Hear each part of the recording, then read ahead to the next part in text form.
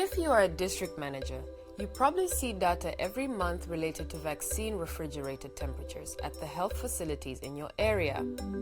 But what do you do with that data? You may refer to it as you are compiling your monthly immunization reports.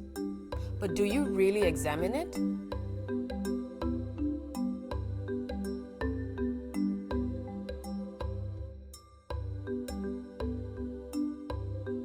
Really examining temperature data is so valuable, and it is something that anyone can do. It is one of the ways to figure out whether cold chain equipment is affecting the overall performance of your immunization program.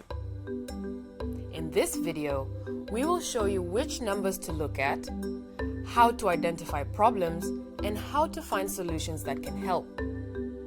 So let us start by reviewing the specific data you should look at. To gather information, investigate firsthand during a supervisory visit. You will be looking at manually recorded information and the readings on a 30-day temperature recorder, or 30DTR.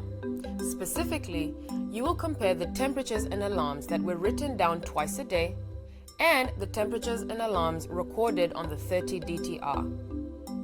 Make note of any temperatures that were higher or lower than the desired temperature range and the number of alarms.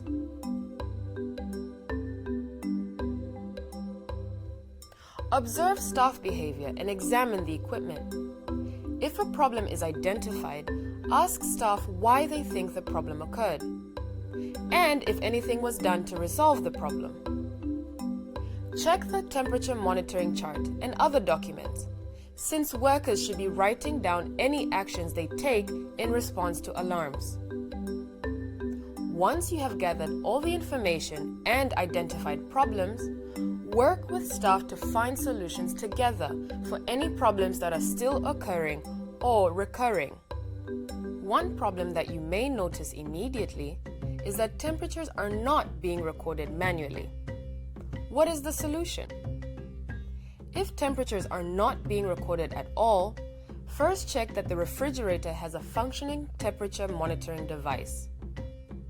The 30DTR may not be activated. It may be broken, or the battery may be dead. To solve this problem, provide a new temperature monitoring device, or request a device from a higher level if you do not have one to provide. Keep a dial thermometer in the refrigerator as a backup.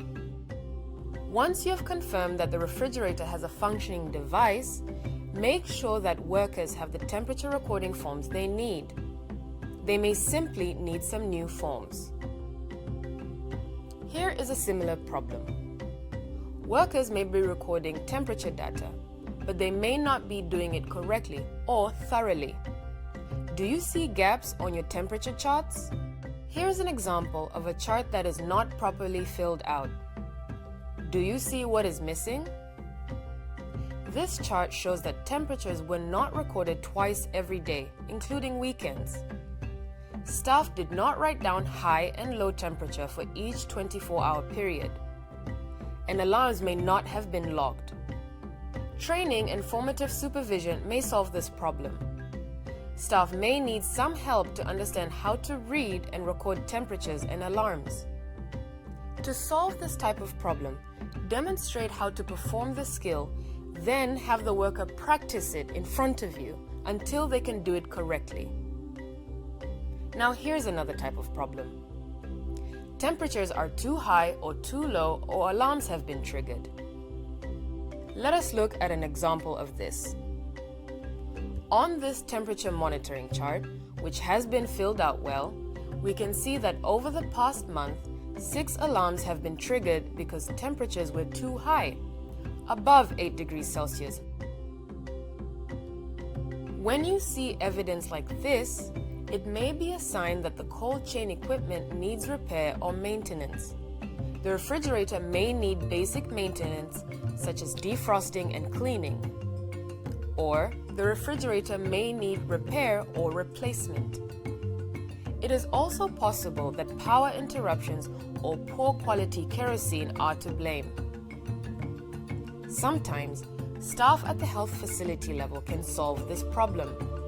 For example, health facility workers should be capable of doing basic maintenance and making sure the refrigerator temperature is set properly.